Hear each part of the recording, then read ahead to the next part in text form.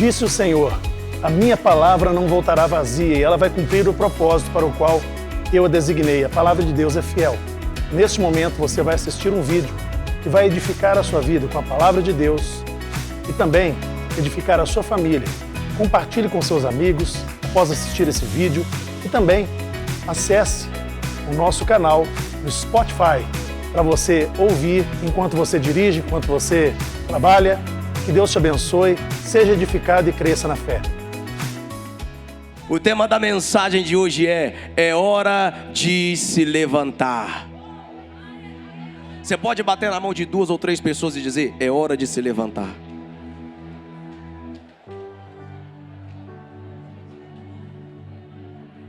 E mediante essa profecia que você acabou de liberar, eu já digo: quem estava caído não ficará mais deitado, prostrado no chão. Quem estava abatido, Deus vai levantar essa noite. Antes de você se sentar no seu lugar, vamos para as Escrituras Sagradas. Em Marcos capítulo 5, verso 21 e 22. Vamos ler em pé. Marcos capítulo 5, 21 e 22. Tendo Jesus voltado de barco para outra margem, uma grande multidão se reuniu ao seu redor, enquanto ele estava à beira do mar. Então chegou ali um dos dirigentes, chefe da sinagoga, chamado Jairo. Vendo Jesus, ele se prostrou em seus pés. Pode se assentar. Vamos repetir o final junto com o pastor Júnior. E vendo Jesus, ele se prostrou em seus pés. Nos 3, 1, 2, 3, vai!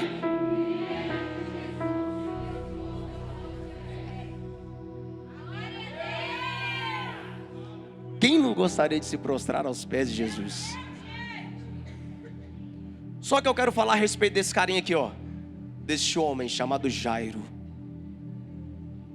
Porque para Jairo, se prostrar, se ajoelhar aos pés de Jesus, não era algo natural ou comum, como para mim e para você. Jairo, ele era um chefe da sinagoga. Ele era um homem influente, respeitado. Ele exercia um cargo de governo e relevância dentro da sua congregação judaica. Ele não era um sacerdote, mas ele era um homem responsável por administrar as coisas do templo. Administrar o que, pastor? Os cultos, escolher quem faria as leituras da lei, supervisionar os ensinos, cuidar de toda a ordem logística da congregação. Uma das funções de Jairo era preservar a tradução, ou melhor, a tradição judaica. Fazendo esse pequeno resumo, eu quero que você entenda que Jairo, ele era extremamente influente e respeitado. Na minha percepção, por ser um chefe de uma sinagoga, ele também era um homem de posses. O que seria um homem de posses, pastor Júnior? Ele era extremamente rico. Agora, o que leva Jairo a se ajoelhar, se jogar aos pés de Jesus? Fala comigo assim: Jairo tinha um problema. Qual era o problema? Jairo tinha uma filha, e esta filha estava à beira da morte.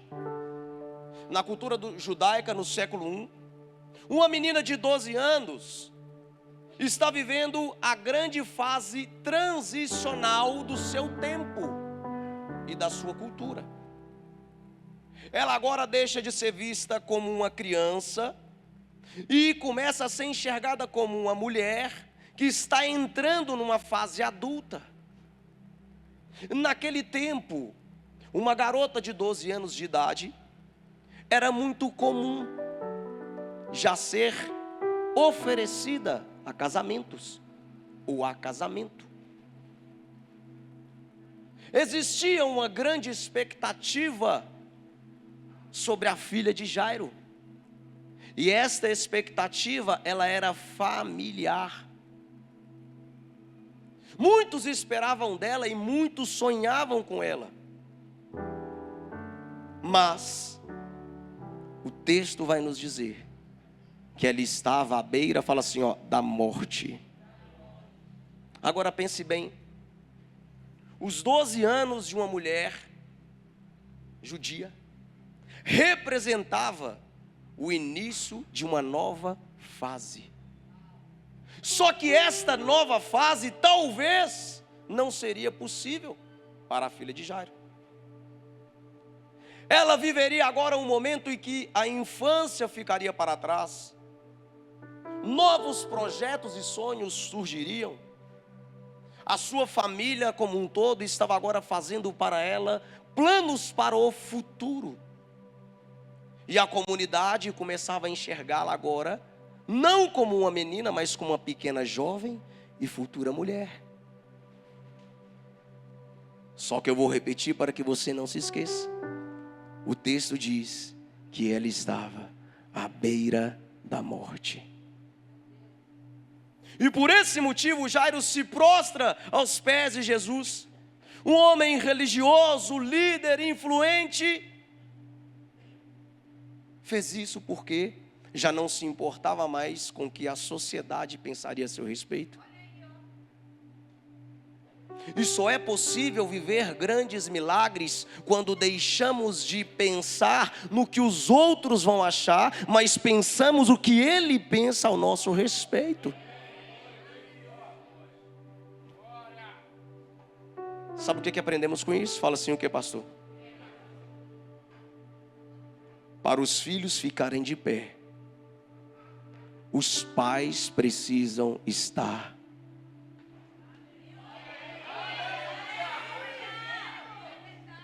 Minha filha está doente. Eu sou influente, eu tenho cargos, eu tenho dinheiro, eu tenho posição, mas o cargo, o dinheiro e a posição não pode comprar só aquilo que Deus pode dar. Espera aí. Então tem um negócio aqui. O cargo vai impressionar pessoas. Joelhos dobrados move o coração de Jesus. Jairo poderia, na minha percepção, ter pegado a sua filha no colo como um pai que amava a sua cria, enrolado ela, quem sabe, num lençol, e falado, mulher, fique aí, eu vou enfrentar isso sozinho, abro mão da minha posição, abro mão dos meus cargos, mas eu quero ver minha filha curada. Ele poderia ter pegado ela na cama, quem sabe em seu colo, caminhado em direção a Jesus, colocado ela à frente de Jesus e falado, Jesus, cura minha filha. Só que Deus me deu uma percepção completamente diferente desse cenário.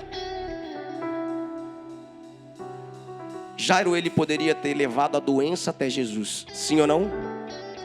Mas ele olha para as circunstâncias e fala assim, eu não vou levar a doença até Jesus, mas eu posso levar a cura até a doença.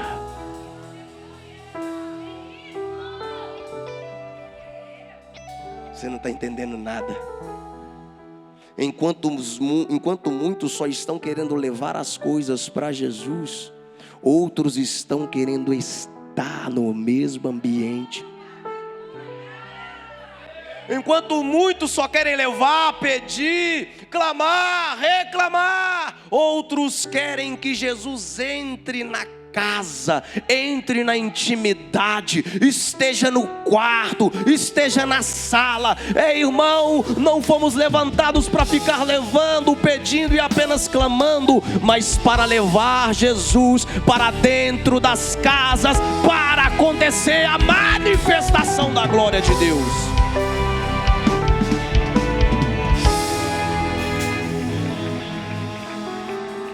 O problema é que vivemos nos dias de hoje com muitas pessoas preocupadas com a sua posição. Mas eu quero ser bem enfático e sincero com você. A sua posição não te leva a lugar nenhum, mas Deus leva. Talvez a sua posição não pode ministrar a cura que você precisa, mas Deus pode. cargo é passageiro. Mas quando estamos na presença de Deus, é eterno.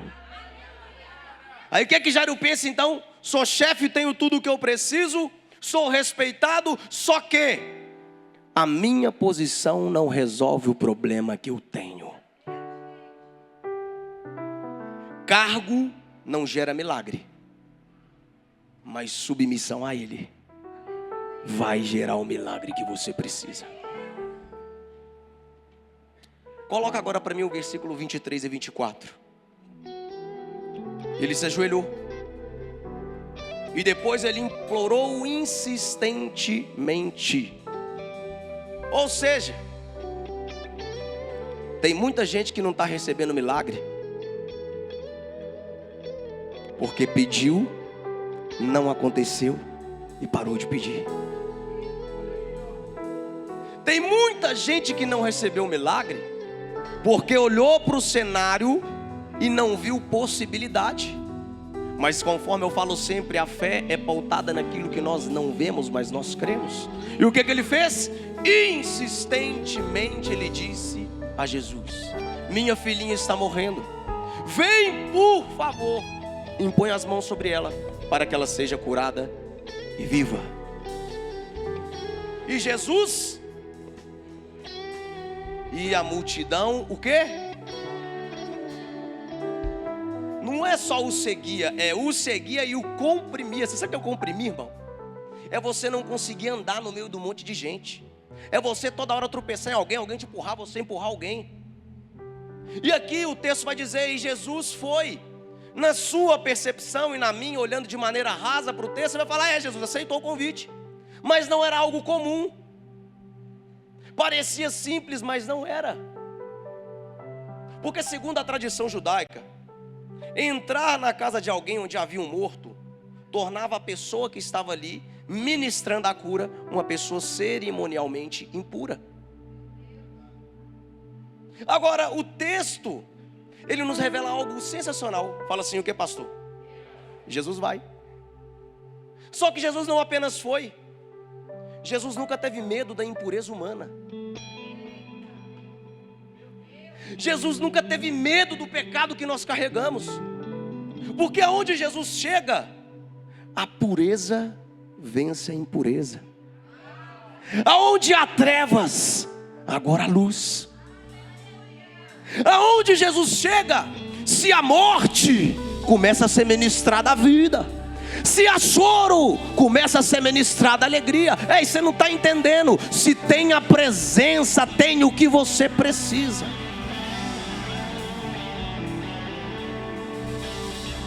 E aqui eu começo a imaginar o coração de Jairo no caminho. A filha prestes a morrer. Uma multidão comprimindo Jesus. E aqui eu chego a imaginar que ele não estava muito pertinho. Porque quem está afoito não consegue ficar no meio, fica de longe observando.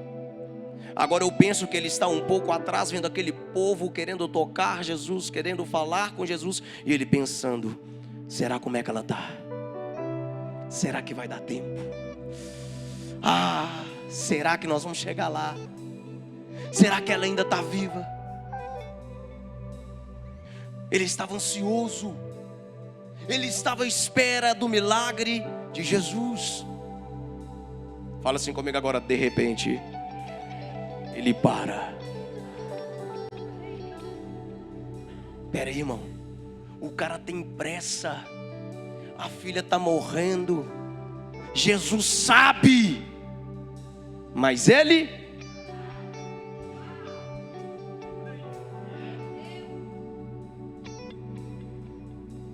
para e fala assim, opa, Pedro, estou conjecturando, fala Jesus, alguém me tocou. Agora eu imagino João, Jesus, mas tem muita gente à sua volta, você está comprimido, são muitas pessoas te tocando. Aí João, Jesus, não faz sentido uma pessoa só te tocar não, alguém me tocou. Aí ele fala assim, sabe por quê? Ele fala assim, por quê, mestre? Porque de mim saiu virtude.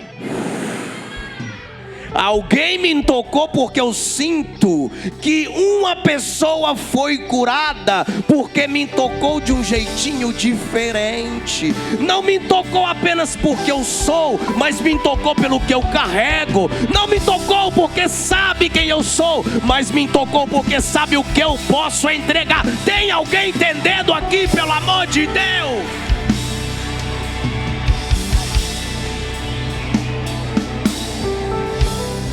Agora aqui tá Tomé. Isso é minha faculdade mental, tá? Ele olha e fala assim: Jesus, mas não tem como. É muita gente. Aí quando Jesus olha para baixo assim, ó, tem uma mulher segurando só a pontinha da sua roupa.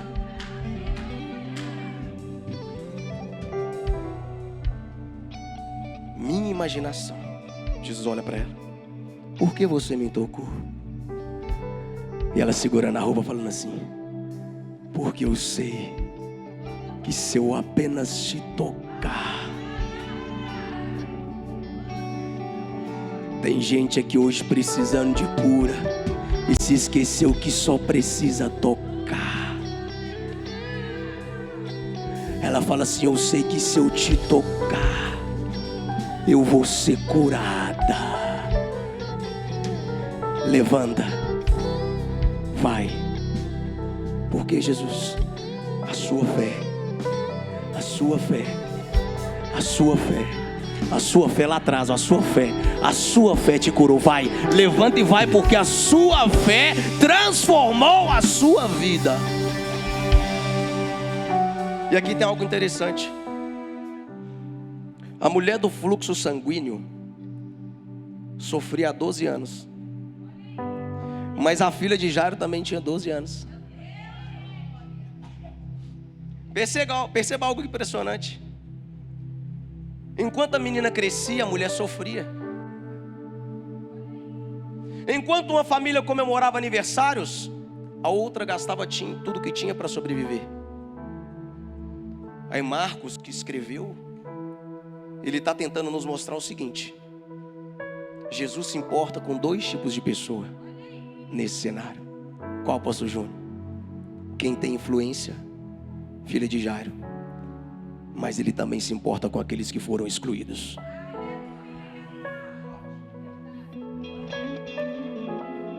Dentro desse contexto eu vejo dois cenários. Fala assim: social e familiar. A mulher do fluxo sanguíneo, ela era excluída da sociedade. Sim ou não? A cultura vai dizer que quem tivesse acesso àquela mulher era considerado impuro ou impura. Historiadores vão dizer que eles ficavam exclusos em montanhas, em lugares rochosos de toda a sociedade. Veja bem, o milagre que Jesus faz, ele é um milagre social. Ele é público. Por quê, pastor? Porque tem muitas pessoas que se acham melhor do que outras. Tem muitas pessoas que se acham mais importante que outras. Aí Jesus vem e fala assim: não, no meu reino não tem exclusão, no meu reino não tem separação. Ela vai ser público para todo mundo ver que a minha graça basta a todos aqueles que acessam a minha presença. Ei, ele faz um milagre mediante a todos. Só para falar assim, ó, ela era excluída. A partir desse momento, ela é filha. Ela faz parte da mesa. A partir de agora ela tem acesso igual a vocês têm. A partir de agora ela não vai ser mais excluída. E tem o segundo ponto: a filha de Jairo. E qual que é o ponto da filha de Jairo? Era uma situação familiar diferente da social. E qual a diferença entre a familiar e a social? A social, o milagre é público. Agora a familiar tem situações que precisa ser no privado. Não entendi nada, pastor. Nem todo mundo está preparado para ver o que Deus vai fazer na sua vida. Você não entendeu? Eu vou profetizar e depois eu vou tomar água. Eu acho que vocês vão entender. Nem todo mundo está preparado para o que Deus vai fazer na sua casa hoje.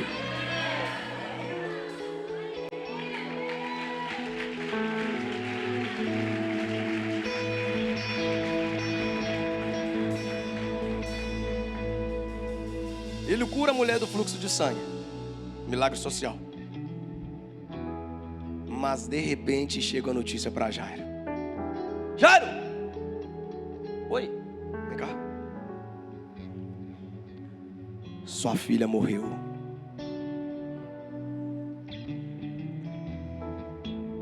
Acabou. Agora eu e você vamos começar a imaginar o pensamento de Jairo. Jesus, se o Senhor não tivesse parado para curar essa mulher, certamente a minha filha estaria viva. Quantas vezes não pensamos assim, hein? Ah, Deus, se o Senhor tivesse me respondido antes, isso não teria acontecido. Ah, Deus, se o Senhor tivesse manifestado algo, eu não teria tomado a decisão errada. Na visão humana, acabou para Jairo. Acabou os sonhos da sua filha. Para os homens, o tempo terminou. Mas eu posso falar algo aqui, sim ou não? Mas para Deus não. Porque o relógio nunca limitou o poder de Deus com seu povo. Agora eu estou imaginando Jesus conversando com o povo, conversando com os discípulos. E ele escuta alguém falando com Jairo. Sua filha morreu. Não incomoda mais o mestre. Deixa ele ir. Ou quem sabe, uma frase que nós usamos aqui de vez em quando: deixa ir quem já foi. O mais impressionante disso tudo é que estava todo mundo achando que Jesus não tinha percebido o que estava rolando. Jesus, tendo ouvido essas palavras, ele parou, olhou para Jairo. Jairo, ele olha para Jesus. E aqui eu estou imaginando Jairo com os olhos cheios de lágrimas, não demonstrando no seu corpo físico o desespero, mas o seu espiritual sim. Abalado com tudo que estava acontecendo, Jesus olha nos olhos dele e diz: Jairo, não temas. Crê somente. Você não entendeu nada. Eu acho que Deus está dizendo para algumas pessoas que estão passando grandes tribulações aqui essa noite: não temas, creia somente. Talvez pareça que é impossível e Jesus está dizendo: não temas, creia somente. Não temas, creia somente, no grego tem um significado: pare de ter medo e continue crendo. Jesus não estava exigindo de Jairo apenas fé. Ele estava exigindo de Jairo uma fé que persevera as tribulações. Jesus não quer que você tenha apenas fé. Ele quer que você tenha uma fé que persevere. A fé de Jairo não fez com que ele parasse no meio. Porque muitos projetos não são concluídos porque você começa com fé, mas vê o tamanho do gigante e para. Teve fé até ver o gigante. A sua fé precisa ser uma fé que vai superar os gigantes que têm te perseguido.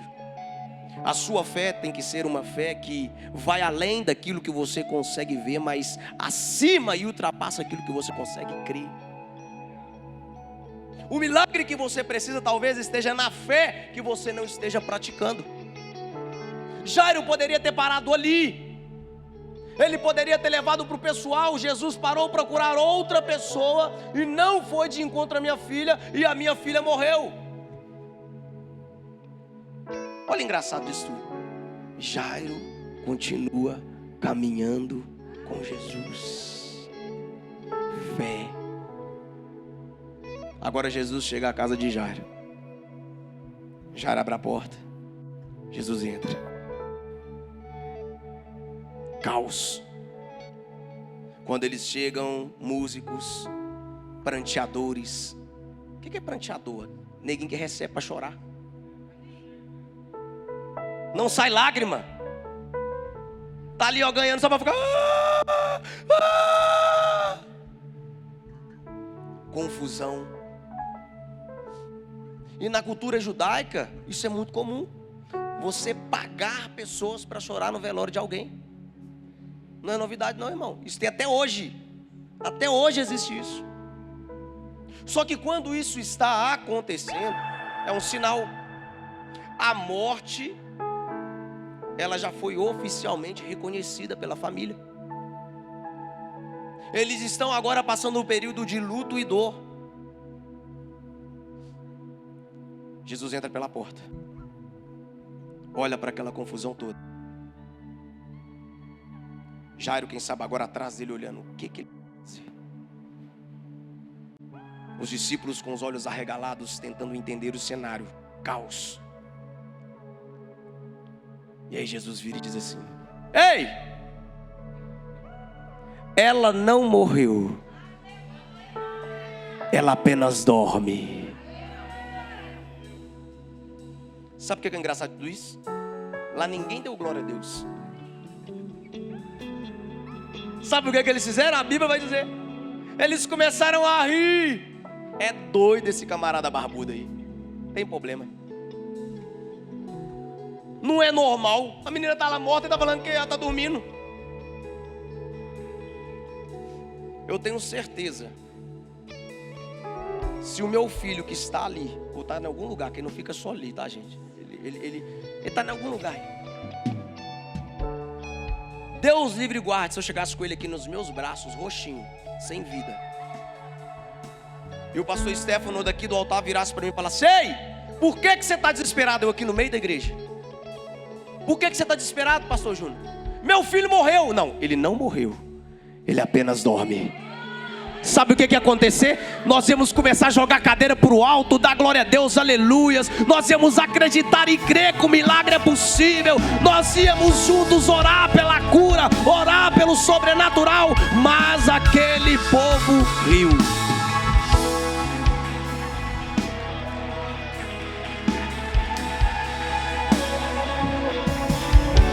Por isso que eu preciso te dizer, cuidado com a multidão. Porque a mesma multidão que estava chorando é aquela que estava rindo. O que eu quero te dizer com isso? Multidão é emocional. Elas caminham de acordo com o que a banda toca.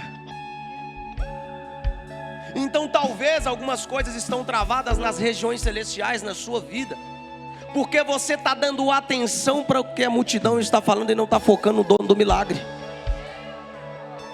Enquanto muitos estão saindo do meio da multidão para receber um grande milagre, talvez você esteja permanecendo. Talvez Deus já tenha dito para você: o seu milagre está pronto. Mas a multidão que você tem andado está dizendo para você: é loucura, você não consegue. Você não tem capacidade. Quem te prometeu?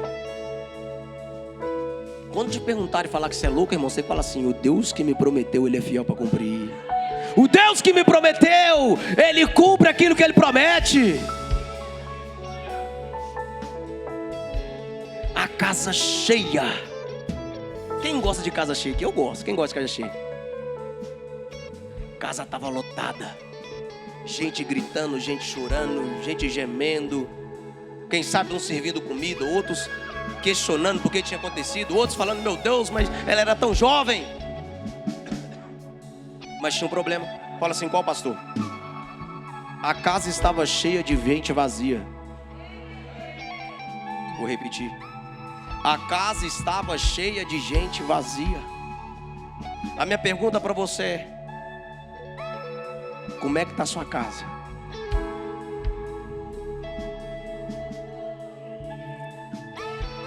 Talvez travou tudo lá, sabe por quê? Tá cheio de gente vazia, duvidando do milagre que Deus já gerou para você. É por isso que quando Jesus chega, o ambiente muda. Porque Jesus, aonde ele acessa, o ambiente não pode ser o mesmo.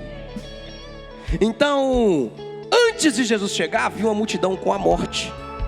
Mas depois que Jesus entra, agora não tem mais morte, porque ele entra com a vida. O que eu quero te dizer? Talvez seja a hora de você deixar Jesus entrar com a vida na sua casa. Ele para, olha aquilo tudo. Todo mundo rindo da cara dele, porque ele falou que a menina dormia. Isso aqui é minha conjectura. Eu imagino ele dizendo: vocês não sabem quem eu sou, não? Se eu falei que ela está dormindo, é porque ela está. Se eu falei que vai acontecer, vai acontecer. Eu imagino alguém perguntando para ele assim: por quê? Ele vai falar assim: porque eu sou a ressurreição e a vida. E aquele que crê em mim, ainda que morra, viverá. Calma, vou chegar lá. Aí agora ele faz o quê? Todo mundo que está aqui sai.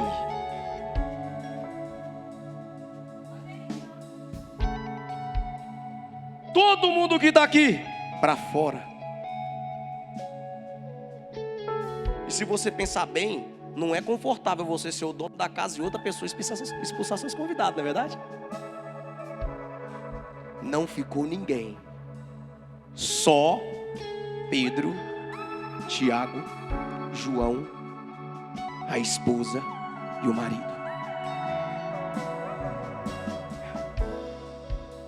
Agora eu fico imaginando a esposa de Jairo olhando para ele pensando: por que ele expulsou todo mundo? Porque a esposa, ela não fala com a boca, mas ela fala com o olhar. O que esse cara está pensando? Nesse momento eu sei o que Jairo fez. Eu chamo isso de fingir demência e não entender o que está acontecendo.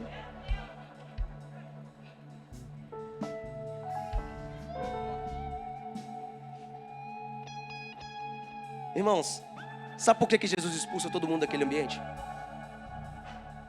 Porque incrédulos não podem permanecer em ambientes de milagre. Não ficou ninguém que não acreditou que Jesus teria a capacidade de ressuscitar aquela menina. Tirou todo mundo. Não estou entendendo ainda, pastor. O que você quer dizer com isso? Por que você está triste porque sua casa está vazia?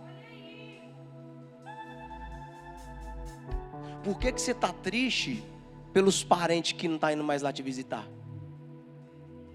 Por quê? Por que você está magoadinho que a galera não está te chamando para resenha? Será que Deus não te tirou do meio desse povo? Não te tirou do meio dessa corja? Porque essas pessoas estavam te impedindo de viver o seu milagre?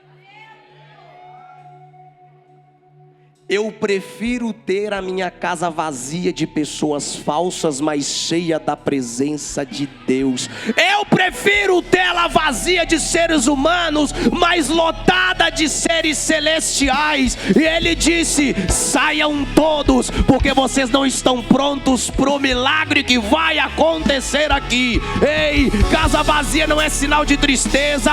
Casa vazia não é sinal que está errado. Casa vazia é porque a glória está acima manifestando nela. Quem crê, dá um glória aí, pelo amor de Deus.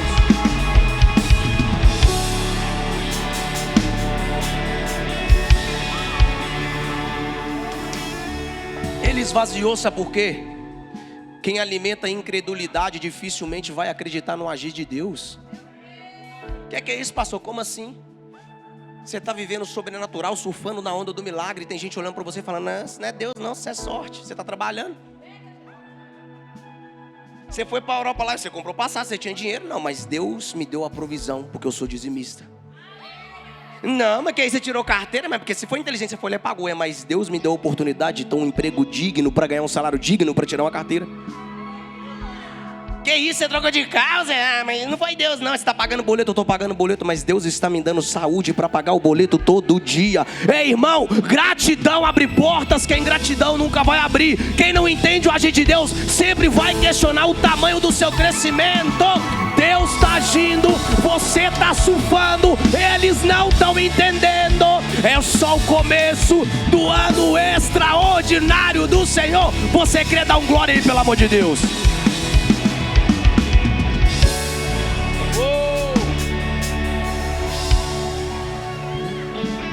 Não vai Deus não. Deus não faz isso. Deus não faz na sua vida, na minha Ele faz, porque eu sou servo dele. Aí, ó.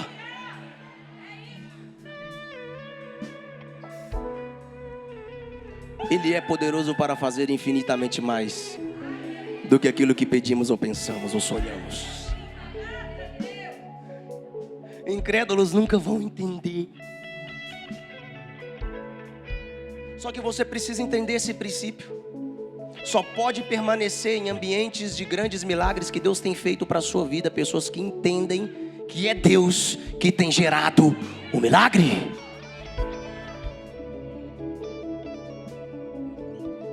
Um dia a pessoa falou assim, pastor Júnior, mas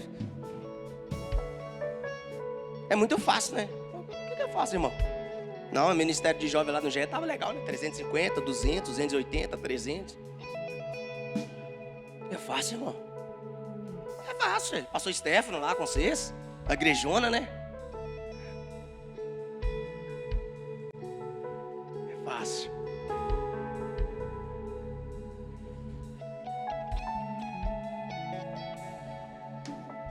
Quem não tem visão da obra nunca vai ver a casa pronta.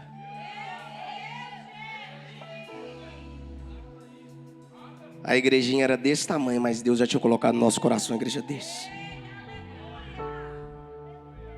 Bom, você acha que o pastor Stefano chegou aqui com 1000 pessoas?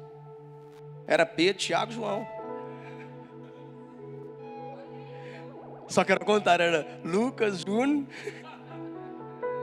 Najara, Lili, Glaucia. Vou contar.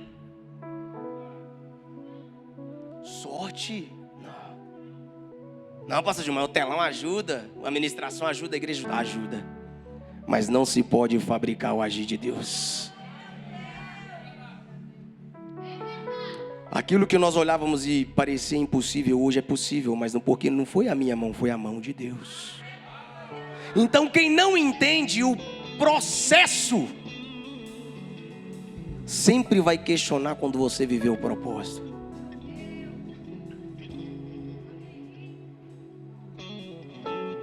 Você vai ficar permitindo pessoas questionar o seu processo?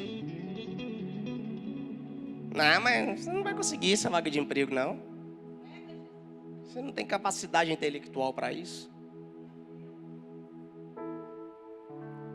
Você viu que o texto diz que tinham pranteadores na casa? Pessoas pagas para chorar.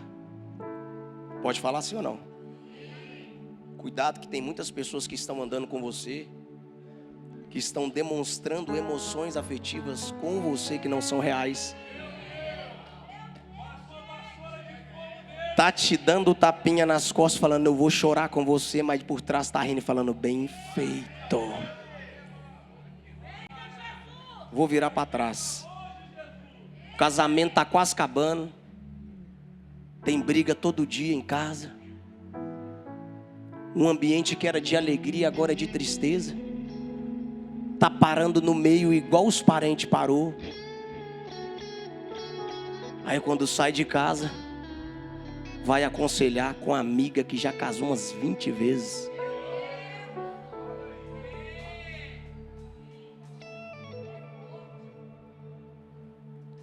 Se você tem uma amiga que você vai conversar com ela sobre o seu relacionamento, seu casamento, ela fala assim, separa, não é sua amiga.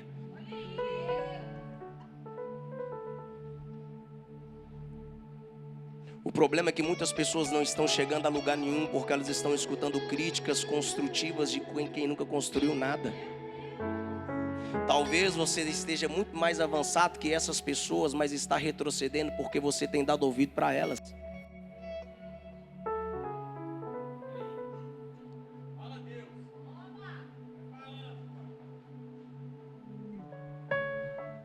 Sabe por que eu amo essa igreja? Porque aqui a gente não precisa de passar pano na palavra.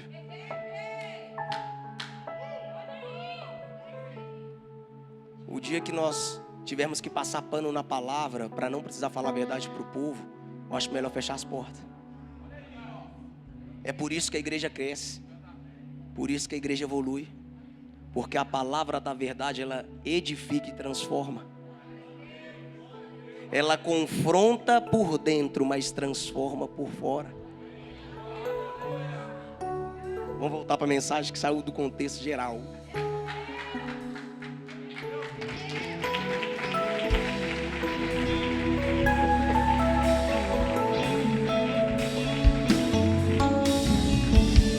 A casa esvaziou. Eu já vou falar, tá? Deus vai esvaziar a casa de algumas pessoas aqui, viu? Vai ficar um ou dois ou talvez nenhum, mas os que vão ficar são de verdade para caminhar com você. Depois que saiu todo mundo, eles foram para o quarto onde estava a menina. Quando eles entram no quarto, aqui agora eu conjecturando, Jesus chega até a cama, os discípulos atrás, os pais ao outro lado da cama. Agora eu imagino ele olhando para aquela criança deitada, tampada, dos pés à cabeça. E agora ele começa a dobrar o lençol. Para a mãe, talvez aquilo seria o momento mais doloroso da história. Fala assim, por quê, pastor? Porque é muito difícil você visualizar um semblante de um filho sorrindo e um semblante dele sem vida. Talvez ela estaria imaginando, por que Jesus está fazendo isso comigo? É porque Deus, antes de realizar o milagre, Ele vai testar o limite da sua fé. Com Jairo ele já tinha feito o teste. Com Jairo ele já tinha feito todos os testes possíveis. E agora talvez ele queria ver e ouvir a reação da mulher. Só que ela não parou por ali. Ela poderia ter falado, Jesus, para com isso, sai daqui. Ou ela poderia ter se retirado. Agora eu estou imaginando que ela segura o braço de Jairo e começa a apertar chorando, vendo o rostinho da sua filha, cheio de sonhos, projetos. E parecia que ia acabar ali. Aí Jesus olha para ela.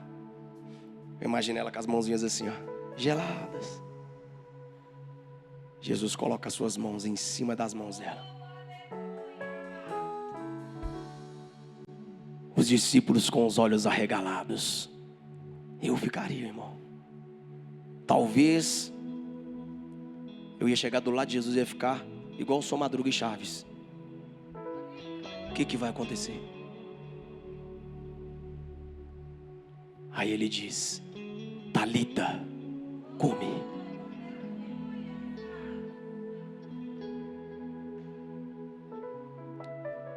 Eu imagino que ele falou igual o som de um trovão. Talita, come. Que significa, menina, eu te digo, levanta.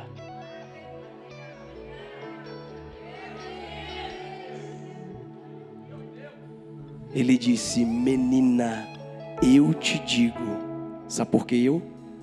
Porque Ele é aquele que é, porque Ele é aquele que era, porque Ele é aquele que há de vir, porque Ele é o Filho do homem, porque Ele é o Deus misericordioso, porque Ele é o Jesus que se entregou numa cruz e morreu por mim e por você, porque Ele sabe que através de uma palavra, uma vida pode ser transformada. Ele olha para ela e diz: menina, levanta agora. E a menina levanta, sorri, olha para os seus pais, e o ambiente é tomado por glória a Deus, e o ambiente é tomado por aleluia. Ah, meu Deus, os sonhos foram restaurados, a alegria voltou para casa, a presença tomou conta do lugar, porque quando Deus abre a boca, já aconteceu. E a resposta é que eu vivo de milagres. Dessa vez vai ser mais um milagre. Eu não sei como Deus irá fazer, mas eu sei, vai ser perfeito, como tudo que Ele faz. Rasga o seu peito, isso aí, meu irmão, e canta forte, vai. A resposta. E a resposta, eu vivo de milagres.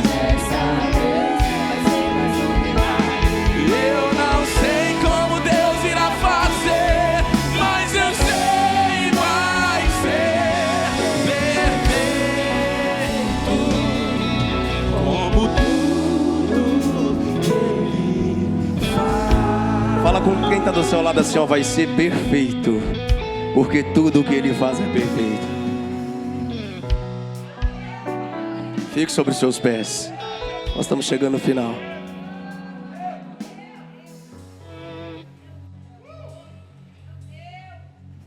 Menina, levanta.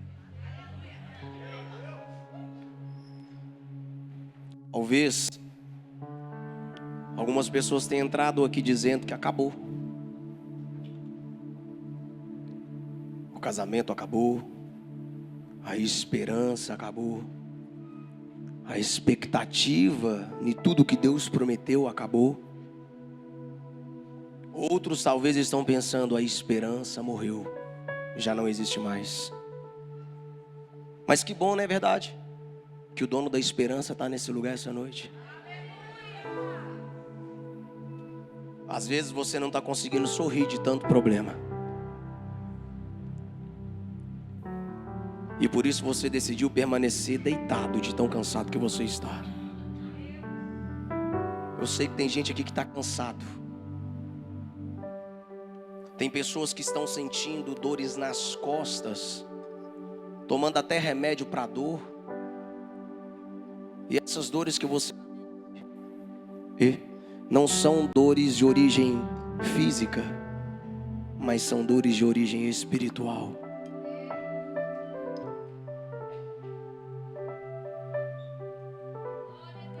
Tem gente cansada de lutar a guerra sozinho.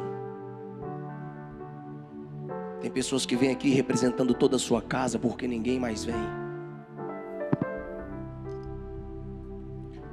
Outros estão aqui carregando o peso do passado que tinha e não se achando digno de se apresentar na presença de Deus. Sabe, irmão, eu quero te dizer algo muito importante, que você leve isso no seu coração. Nesta noite, Jesus está entrando na sua casa. Eu sei que o medo de muitas pessoas é: Pastor Júnior, quando Jesus entrar na minha casa, o meu medo é que Ele vai perguntar o que aconteceu. Pastor, o meu medo é que quando Ele entrar na minha casa, Ele vai perguntar o que eu fiz. Ele vai perguntar por que eu não melhorei. Ele vai perguntar por que eu não evoluí. Irmão, hoje Deus vai entrar na sua casa e Ele não vai te perguntar o que você fez. Hoje Ele vai levantar você do ambiente, do lugar que você caiu. Ele não vai perguntar o porquê você não fez ou deixou de fazer. Mas o Deus que eu creio e que eu sirvo, Ele vai entrar na sua casa e vai dizer: filho, filha, levanta.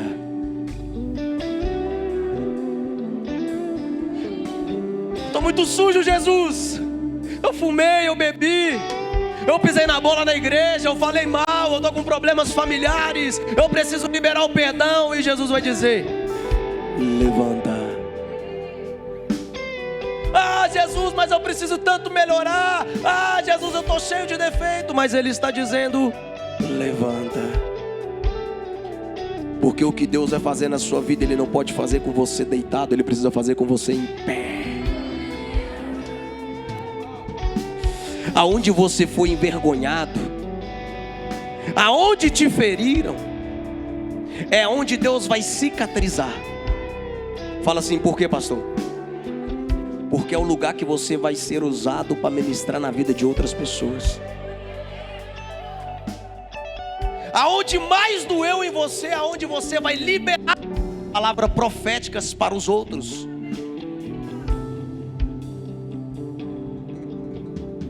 Perceba algo extraordinário para a gente encerrar. Quando Jesus ele entra na casa de Jairo, todos estavam olhando para a morte, mas Jesus olhava para a vida. Todos enxergavam um cadáver, Jesus enxergava uma filha. As pessoas viam um fim, mas Jesus via o começo de todas as coisas. Talvez hoje você esteja vendo o fim, mas eu estou aqui para te dizer que este final não é o que Deus projetou para você. E não importa se você não começou bem. O que importa é se agora você vai levantar e não vai parar no meio. E você vai crer no milagre da sua casa, no milagre da sua família até o último momento. Eu creio no milagre da minha casa.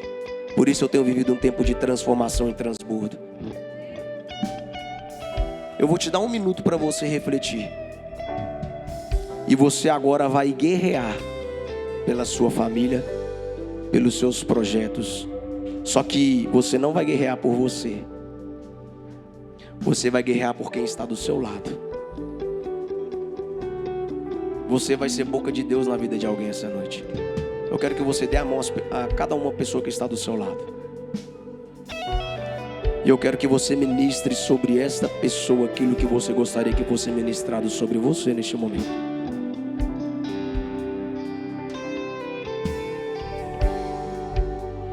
Entra na minha casa, entra na minha vida, mexe com minha estrutura, sara todas as feridas, me ensina a ter santidade. Eu quero amar somente a Ti, porque o Senhor é meu bem maior. Faz um milagre. Entra na minha casa, entra na minha vida, mexe com minha estrutura, sara todas as feridas, me ensina a ter santidade. Eu quero amar somente a Ti, porque o Senhor é meu bem maior. Faz um milagre. Entra na minha casa, entra na minha vida, mexe com minha estrutura, sara todas as feridas, Pai, me ensina a ter santidade. Eu quero amar somente a Ti, porque o Senhor é meu bem maior. Faz um milagre. Poderoso Deus e eterno Pai, neste momento oramos, Espírito Santo. Pedimos, Deus, para que o Senhor entre em cada casa aqui esta noite, Pai. Eu não sei a expectativa que o Teu povo acessou este lugar, mas eu sei que o Senhor pode realizar milagres, Deus. Meu Deus e meu Pai, acesse Acesse agora corações ansiosos. Acesse agora pessoas, meu Pai, que precisam liberar perdão, que precisam viver um tempo de transbordo na sua presença. Filhos, meu Deus, que estão vivendo perdidos, entristecidos, meu Pai. Acesse agora aonde eu não posso acessar. Toque agora, meu Deus, aonde eu não posso tocar, meu Pai. Casamentos que estavam à beira da falência, neste momento eu declaro reconciliação. Ah, meu Pai, casas que só haviam tristeza, neste momento eu declaro alegria, porque a alegria do Senhor é a nossa força.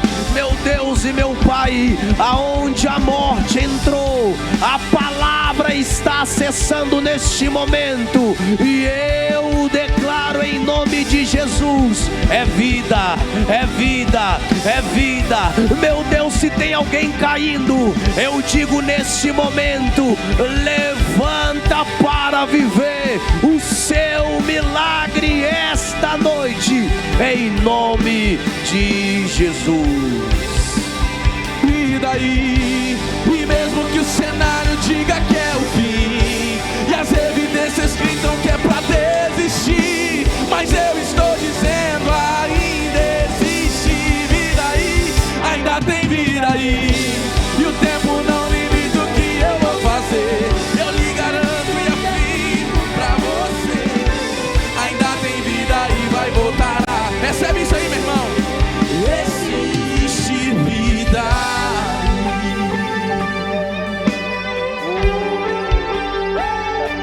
Tem vida aí, tem vida aí, tem vida aí. Tentaram te matar, mas Deus te trouxe aqui para dizer e para te mostrar que você vai continuar vivo. Jogaram você no chão, te deram rasteira, te maltrataram, mas Deus está te levantando do ambiente que você caiu. Espero que você tenha gostado desse vídeo e Deus tenha falado profundamente com você. Mas muito melhor seria se você estivesse conosco aqui na Quadrangular São Joaquim. Portanto, curta esse vídeo, compartilhe, mas venha nos fazer uma visita. Nós te esperamos, nós te aguardamos, nos acompanhe nas redes sociais. Deus te abençoe.